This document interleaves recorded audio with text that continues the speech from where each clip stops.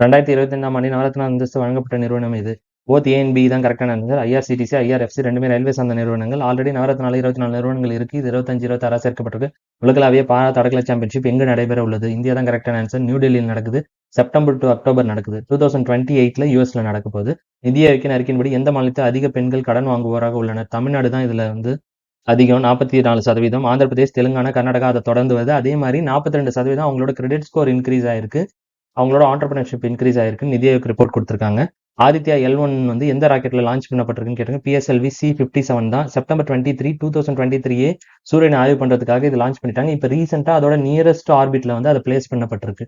புதுமை பெண் திட்டத்தின் காரணமாக தமிழ்நாட்டின் பெண்கள் உயர்கல்வியில எவ்வளவு சதவீதம் சேர்ந்திருக்காங்க? 34% சேர்ந்திருக்காங்க. இந்த திட்டம் செப்டம்பர் 5, 2022 தொடங்கப்பட்டுச்சு.